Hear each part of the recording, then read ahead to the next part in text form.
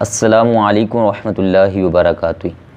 پیارے بھائیو، آج کل ایک میسیج چل رہا ہے سوشل میڈیا پر، پہلے بھی یہ دیکھا جاتا ہے رمضان المبارک کے مہینہ میں، رجب شریف کے مہینہ میں، اور اب اکثر یہ چل رہا ہے ربیع الاول شریف کے مہینہ کے بارے۔ اس میں ہوتا ہے کہ جس نے اس مہینے کی پہلے مبارکباد دے دی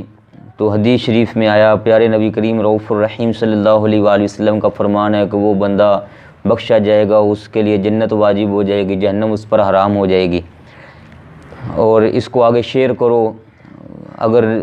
10 بندوں کو کرو گے، 20 کو کرو گے تو 10 دن 20 دن کے اندر اتنی بڑی خوشخبریاں آ جائیں گی،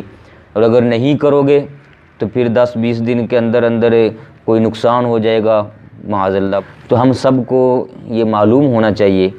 کہ پیارے نبی کریم رؤوف الرحیم علیہ الصلوۃ والسلام کی پیاری حدیث طیبات میں ایسی کوئی حدیث نہیں ملتی جس میں یہ فرمایا گیا ہو کہ فلاں مہینے کی مبارکباد دینے پر جنت واجب ہو جائے گی۔ ہاں جی، یہ حدیث پاک میں ضرور آیا ہوا ہے۔ بخاری شریف کے اندر حدیث مبارکہ نمبر 106، 107، 108، 110، یہ 4 حدیث طیبات مسلسل ہیں، جن کے راوی ہیں حضرت سیدنا امیر المومنین مولا علی رضی اللہ تعالیٰ عنہ، حضرت سیدنا انس بن مالک رضی اللہ تعالیٰ عنہ، حضرت سیدنا عبداللہ بن زبیر رضی اللہ تعالیٰ عنہ۔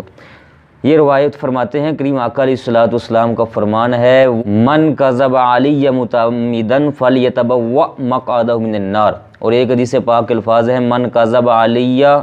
فلیتبوأ مقعدہ من النار، اس میں متعمدان کا لفظ نہیں ہے۔ فرمایا جو شخص میری طرف جھوٹ منسوب کرتا ہے، میں نے فرمایا نہیں ہے، اور کہتا ہے کہ میں نے یہ فرمایا ہے، تو اس کو چاہیے کہ وہ اپنا ٹھکانہ جہنم بنا لے۔ اور ایک حدیث پاک میں آیا جو جان بوجھ کر ایسا کرتا ہے۔ بہرحال دونوں لحاظ سے بچنا چاہیے ایسے میسیج آگے پہنچانے سے اور بنانے سے بھی۔ ہاں اتنا ضرور ہے حدیث طیبات میں کہ جب اسلامی مہینہ شروع ہو، چاند نظر آئے تو چاند کو دیکھ کر دعا کریں، اپنے لیے دعا کریں، اپنے مسلمان بھائیوں کے لیے دعا کریں، بخشش کی دعائیں کروائیں، برکت کی دعا مانگیں، یہ حدیث طیبات میں ضرور ملتا ہے۔ اور جب بھی سوشل میڈیا کوئی بھی پیغام ایسا پڑھیں جس میں یہ کہا گیا ہو کہ یہ حدیث رسول ہے یا یہ قرآن پاک کی آیت ہے، تو برائے مہربانی اپنے قریب علماء سے اس کی تصدیق کریں۔ جب مکمل طور پر معلوم ہو جائے کہ یہ حوالہ درست ہے، بات صحیح ہے، تب اس کو آگے فارورڈ کریں، اس کو آگے پھیلائیں تاکہ لوگ دین سیکھ کر زیادہ سے زیادہ اس سے فائدہ حاصل کر سکیں۔ اور پھر ایک خاص بات اس میں یہ بھی ہے کہ جو کہتے ہیں جی پھیلاؤ گے تو